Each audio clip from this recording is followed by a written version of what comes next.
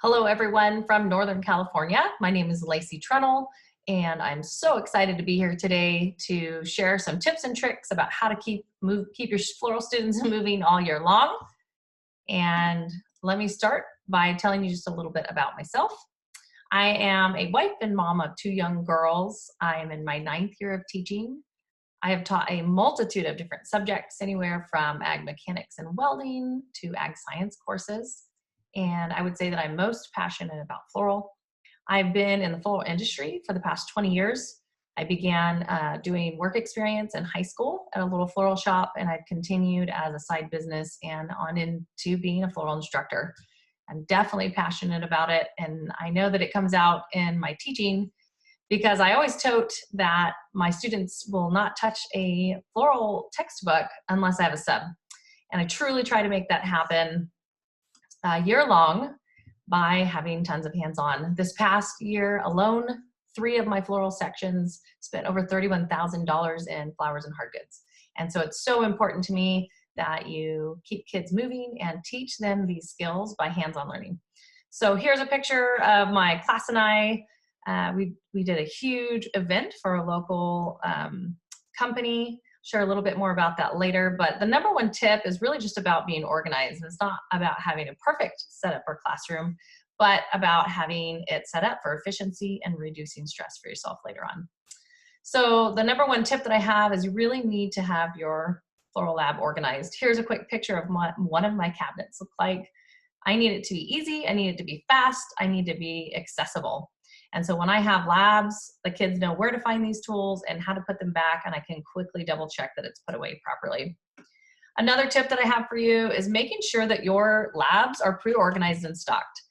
One of the intro things that I teach every year to my introductory floral class is ribbon and bow making. And so I have a box, it is nothing fancy, of all of these supplies, all the ribbon sizes, the practice ribbon, the corsage loops and examples, ribbon roses. It has made my life so much easier to pull something off the shelf, set it up, take it down. So if you're gonna have a tremendous amount of hands-on learning and hands-on labs, you really need to pre-stock things for yourself. If you're gonna be very busy, which I hope you want to, because we have a weekly lab in my intro class for our lab block day, and my advanced students have anywhere from 2 to 3 events that they do a week. You really need to have a system that you will be planning these out, because you don't want to mess up a community event. You want to make sure that all the flowers are coming when they are and that your students will have plenty of time to do it. And so you need to have some sort of system. Right here, you can see it's nothing fancy, but I have a calendar I print out for the entire year and into half of the next year.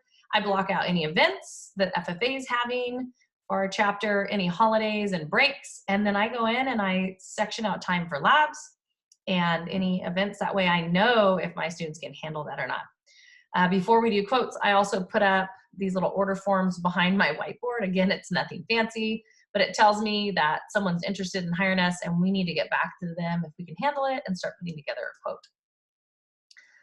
One of the number one things I recommend doing before you start doing hired events from the community is monthly pre-sold arrangements.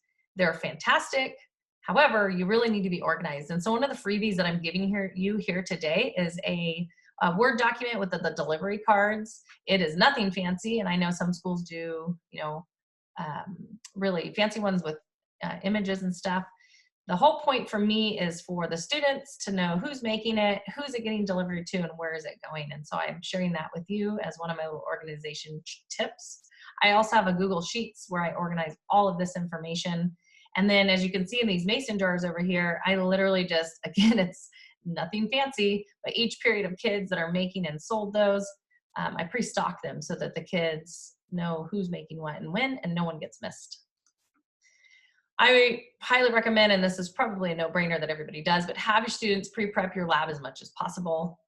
I have students pre-water, put pre-flower food in them, put them in the fridge so they're nice and cold.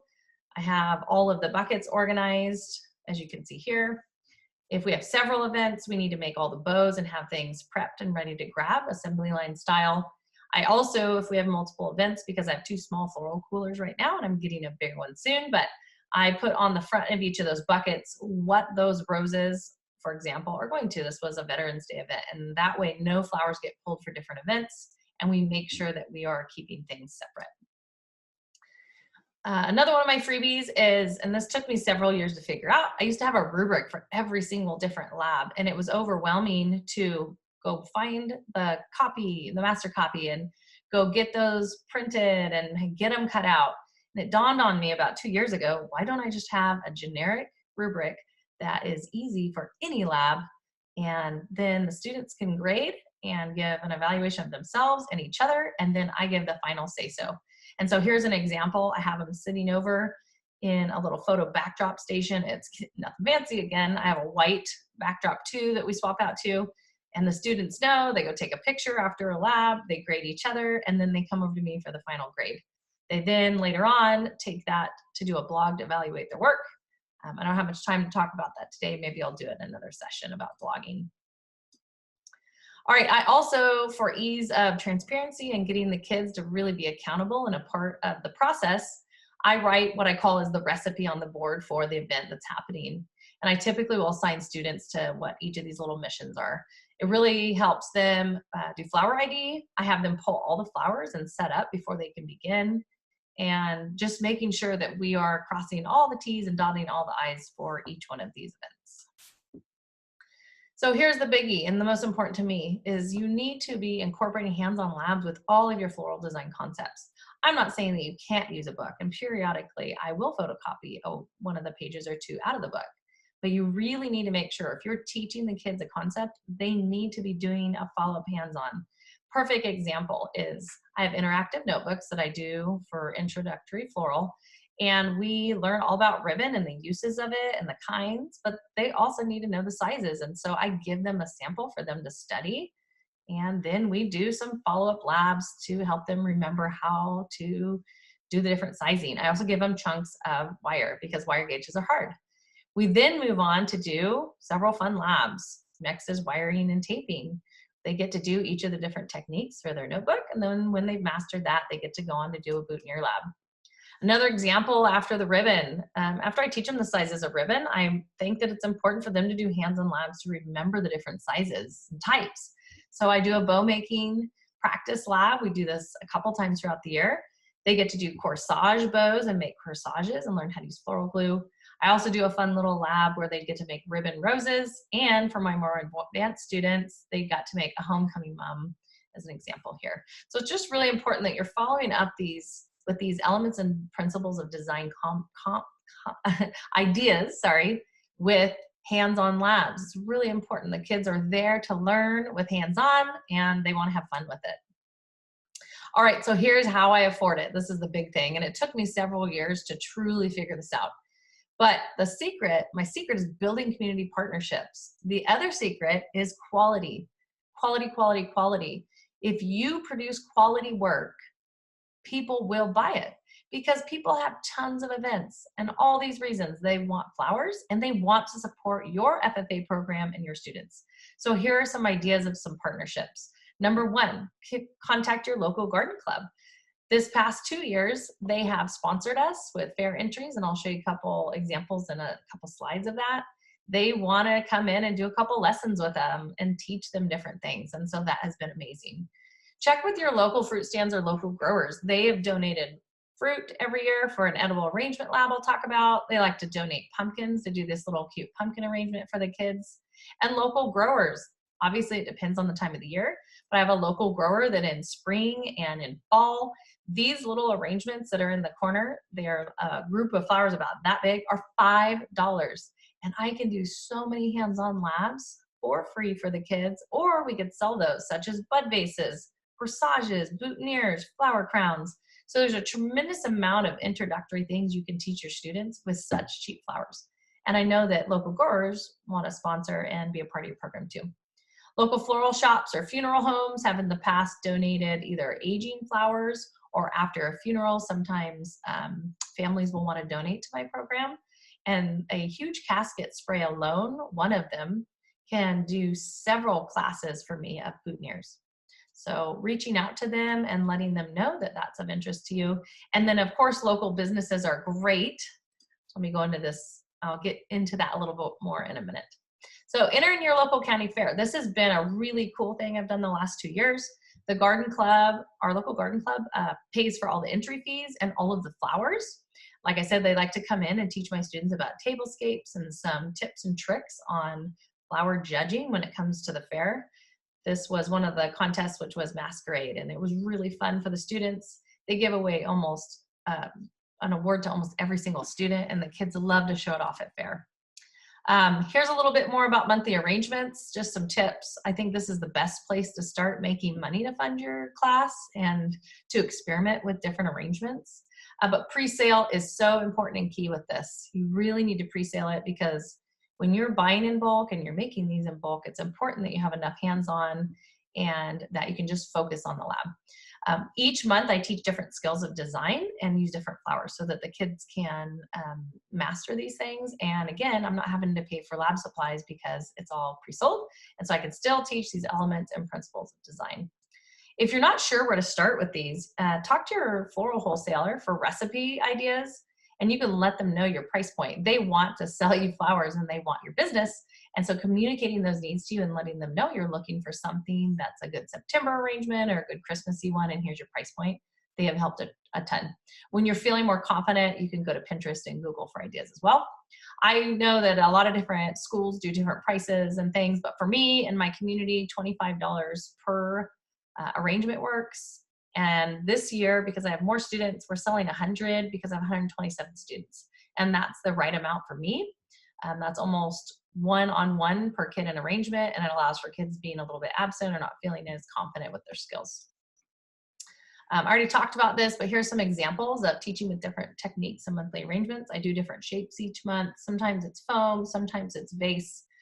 Sometimes we're using greening pens, and sometimes we're using moss, and sometimes we're using waterproof tape. So I just try to teach something different each time, including the flowers, and the kids really enjoy it. Here's some other little tips and inexpensive options. So the Dollar Tree has wonderful picks and things that you can pick up. I store them all year long to put them in different arrangements. Donations are great, but you really need to be careful with that. People sometimes want to offload a bunch of random vases, and those are hard because I do a lot of bulk. Silks are really great for some labs, and I might do another session on that one. So you just need to get creative. And inexpensive containers like mason jars can go a long way. After the holidays, I like to go hit Walmart or another place where you can buy things on clearance, like these Easter baskets I do every single year with, I think I got them like 20 cents a piece last year, and I stocked up on 100 of them. But then when we go to do this lab with the students, it's very inexpensive for them, and they love this right before Easter. Here's another really important thing, and it's building relationships within your school. And so reach out to your school's admin and ASB director, athletic director, and let them know that you would like to handle their floral needs. Every year we get a tremendous amount of support and internal hiring for graduation ceremony flowers for the podium, graduation lays, senior sport nights throughout the year, sports banquets, homecoming flowers, tons of opportunities out there. So reach out to your staff. They want to do it internal because it'll support the school, but also it's a really easy direct transfer through the ASB accounts. Find a local business that puts on larger events. This has really been the biggest blessing for my program. We have a local casino that hosts VIP, really large VIP events 4 to 5 times a year, and they're willing to pay actual floral shop money, and they know that it goes to the students, and it helps fund the rest of my labs, many of them for free for my students the rest of the year.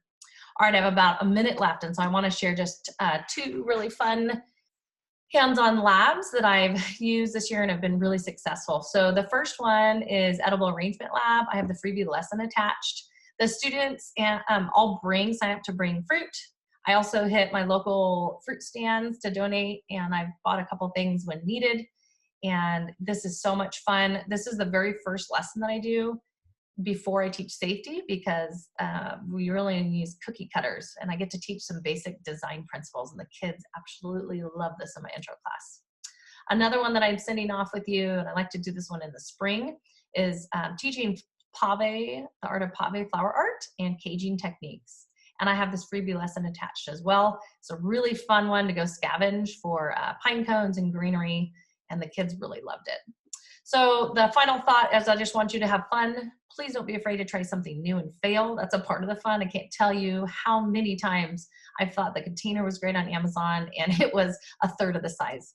And so thank you so much for joining me.